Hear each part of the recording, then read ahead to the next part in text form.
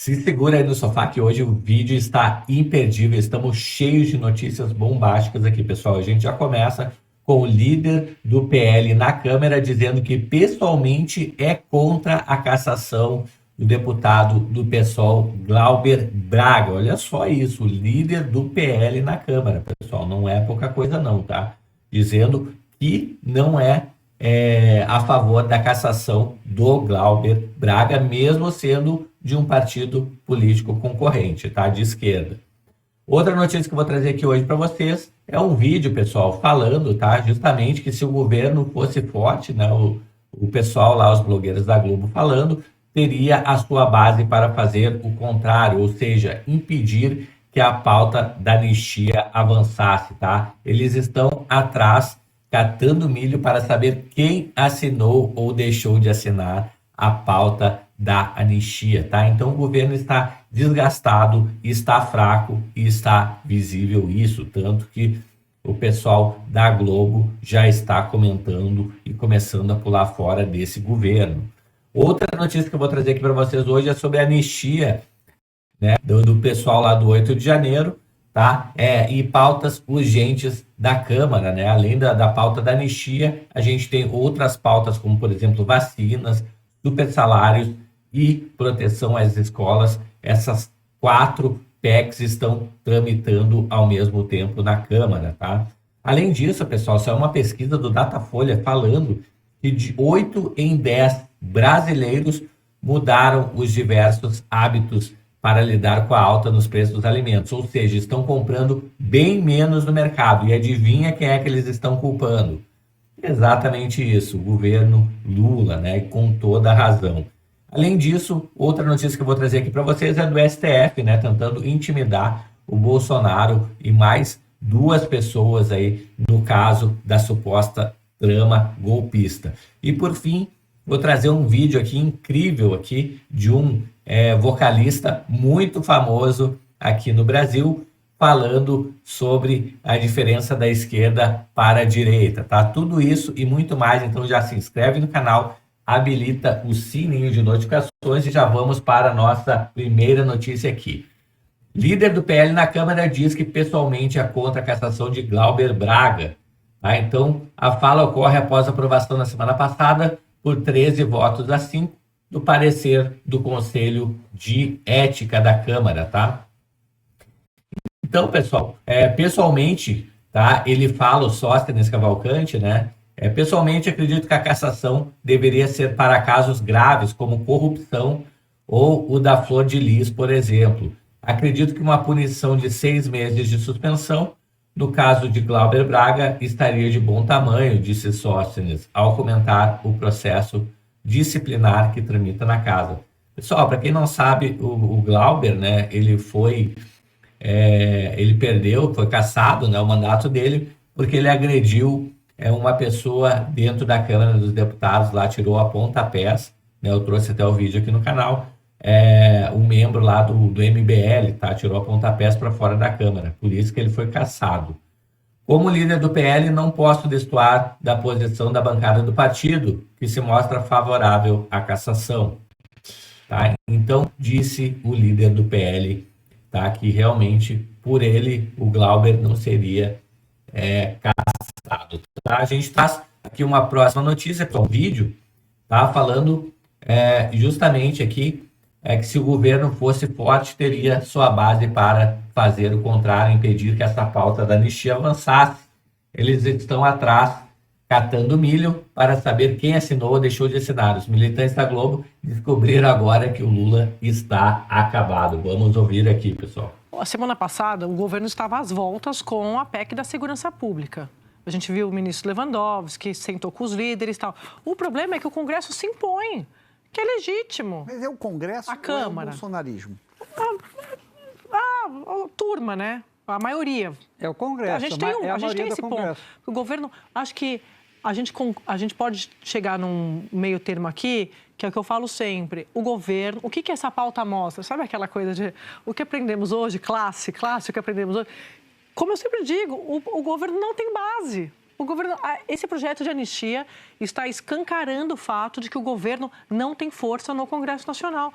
Porque quem dita as regras, quem pauta, são os parlamentares. Você fala assim, Sadi, mas é óbvio. Claro que não. Se fosse um governo forte, sentaria ali, teria a sua base para conseguir fazer o contrário, impedir que essa pauta avançasse. Eles estão atrás, catando milho para saber quem assinou, deixou de assinar aqui com esse mapa. Põe o mapa aí, faz um... Sabe aqueles mapas de série policial para ver quem... Que é isso? Aí, pessoal, então blogueiros da Globo, né, apavorados aí com a falta de poder do governo Lula, né, com a falta de articulação e como está enfraquecido, estão pulando fora do barco, né. Próxima notícia aqui, anistia golpistas entra na fila de pautas urgentes na Câmara, como vacinas, supersalários e proteção às escolas. Então, mais de 1.000 projetos de interesse social aguardam votação, enquanto bolsonaristas aprovam pressionam pela anistia aos envolvidos. Mais de 1.000 projetos, né, pessoal? Olha isso, se esses projetos fossem bons, né, o Brasil não estava do jeito que está, né? Proposta de anistia aos envolvidos dos atos golpistas, do ataque de 8 de janeiro, né, passou a disputar protagonismo na Câmara, com mais de 1.000 projetos de urgências já aprovados. Muito forte pelo social, destaca Mali Gaspar, do jornal o Globo. Requerimento de urgência para o projeto da anistia foi protocolado ontem pelo líder do PL, o Sóstenes Cavalcante, e é centro de uma disputa política entre o Palácio do Planalto, que tenta barrar, né, de todas as formas, aí o governo tenta barrar de todas as formas, mas os setores bolsonaristas fazem pressão para que o presidente da Câmara, Hugo Mota, leve a plenário. Ao todo, há 1.136 requerimentos de urgência aprovados, muitos aguardando desde 2010. E urgência se aguarda já há 15 anos, né, pessoal? É muita farra com o dinheiro público isso, né? Entre os projetos na fila, há temas de amplo consenso e relevância social, como o combate aos chamados supersalários do funcionalismo público, que envolve pagamentos adicionais disfarçados, os chamados penduricalhos, tá? Então, que a gente acaba vendo de juízes ganhando mais de 100 mil reais por mês com esses penduricalhos, né, pessoal? Não só juízes, mas também deputados, senadores e por aí vai, tá? Então tá aí, pessoal, né? Os bolsonaristas, partidos de direita, tentando acelerar ao máximo, né? O mecanismo dos requerimentos de urgência, que permite a aceleração e tramitação das propostas, foi amplamente utilizado durante a gestão do Arthur Lira. O regimento da Casa prevê o uso de recurso em casos que envolvam a defesa da democracia e das liberdades fundamentais, mas o acúmulo de pedidos gerou um gargalo que ainda compromete o andamento das pautas. Tá aí, vamos ver o que vai dar. E eu trago aqui, pessoal, outra notícia, tá? Dos blogueiros da Globo, falando aqui do Datafolha, né? Que 8 entre 10 brasileiros mudaram os hábitos alimentares em função da crise que o país está, né, pessoal? Não é só a picanha, não é só o café, não é só o azeite de oliva, o azeite em geral, mas diversos alimentos. Vamos ouvir aqui. Datafolha sobre inflação dos alimentos, tá? Queria mostrar para vocês aqui na tela o Datafolha, segundo a pesquisa, 8 em cada 10 brasileiros mudaram algum hábito para lidar com essa alta de preços. Vai rodar para vocês aí na tela, começando com esse das pessoas respondendo se estão indo menos a restaurante. 61% disseram que sim. 58% estão comprando menos comida. 50% trocaram a marca do café por uma marca mais barata, enquanto 49% estão consumindo menos café. E 21% não mudaram os hábitos Só de consumo. 21% da E aí, população tentar não mudou o hábito de consumo, muitos brasileiros têm 80% mudou, adotado pessoal. outras medidas além desse corte na alimentação, de acordo com a pesquisa Datafolha. Vamos olhar os números aqui, ó, começando com esse que mostra que metade diminuiu o consumo de água, luz e gás. 47% buscaram uma outra fonte de renda, 36% reduziram a compra de remédios, 32% deixaram de pagar dívidas e 26% deixaram de pagar contas Alguma da coisa casa. tem que cortar para poder comer e sobreviver, né? O governo foi visto como o maior responsável, o principal responsável pela alta dos preços dos alimentos, segundo o Datafolha. Também está aqui no telão para vocês, começando com esse aqui que vai subir. A cara de tristeza que dela mostra falando que que o governo foi o 54% responsável. disseram que o governo Lula tem muita responsabilidade enquanto para 29% o governo tem um pouco. Nenhuma, 14%, não sabem, 3%. O Instituto Datafolha entrevistou pessoalmente 3.054 pessoas de 16 anos ou mais em 172 municípios pelo Brasil, de 1º a 3 de abril. Tá aí, pessoal. Então, infelizmente, a gente vai vendo os reflexos de uma má administração no país, né? Então, as pessoas, para não passar fome, estão atrasando contas de água, luz, telefone, deixando de consumir outros produtos, né? E tentando se virar nos 30 aí, né, pessoal? De todas as formas, inclusive parando de tomar remédio para poder comer comida, né? Próxima notícia aqui. STF tenta intimidar Bolsonaro e mais 2 pessoas no caso da suposta trama golpista. Além do Bolsonaro, oficiais de justiça tentam intimar 2 réus por suposta trama golpista sobre a ação penal aberta no Supremo, tá? Então, oficiais de justiça localizaram até o momento 5 dos 8 réus do núcleo 1 da suposta trama golpista após a ação penal ser instaurada pelo STF.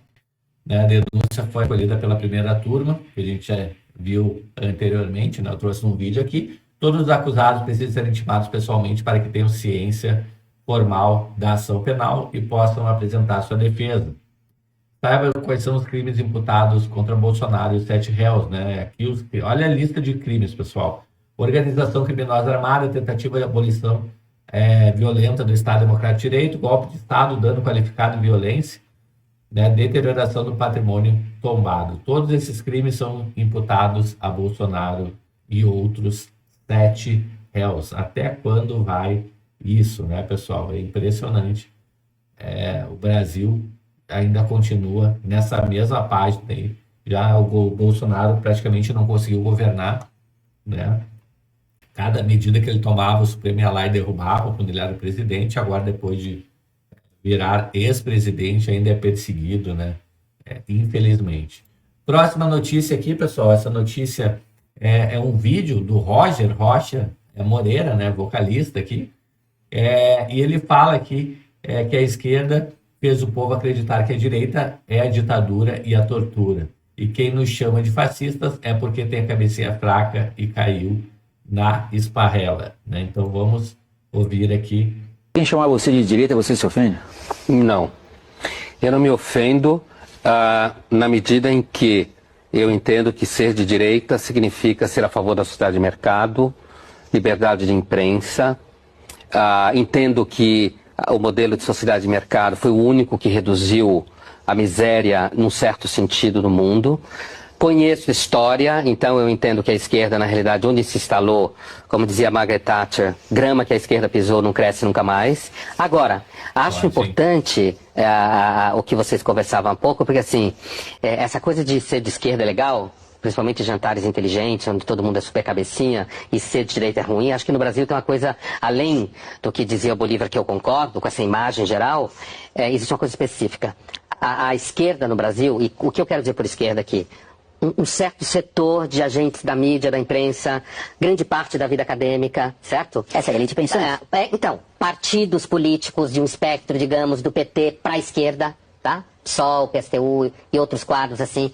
A esquerda conseguiu construir no Brasil uma coisa muito interessante a partir da ditadura, que é o seguinte. Primeiro, colar na ditadura a imagem de que a ditadura era uma ditadura a favor da sociedade de mercado, a favor da liberdade de imprensa. E com isso, portanto, se você é identificado como direita no Brasil, acham que você é a favor da tortura, que você estava matando gente inocente. Outra coisa que a esquerda conseguiu, através de uma operação de marketing maravilhosa, é vender a imagem que aqueles indivíduos da esquerda que foram para a guerrilha, para a luta armada, e que sofreram, inclusive, por isso enquanto indivíduos, certo? Claro. Eles conseguiram colar a ideia de que eles lutavam pela liberdade. Essa é a grande mentira da esquerda brasileira, que a Comissão da Verdade deveria trazer isso à tona. E eles não lutavam pela liberdade. Isso se discute. E eu acho que no Brasil, assim, voltando ao que eu estava dizendo, pessoal. E avançando a partir do que o Renato... Então, né, a gente vê aqui o Roger aí comentando, né, esse vídeo aí, tá? Justamente no painel lá, na época da Globo aqui, né? Falando justamente o que acha da esquerda, o que acha da direita, né? Então a gente vê que a esquerda fez uma mídia muito grande aí tentando colar quem é de direita a ditadura militar, e não é o que acontece na verdade, tá bom? Chegou até aqui no vídeo, se inscreve no canal, habilita o sininho de notificações, me conta aí nos comentários o que você acha desse vídeo aqui, revelador ou não, tá? Me conta tudo aí, eu vou ficando por aqui e a gente se vê no próximo vídeo. Até mais, tchau, tchau!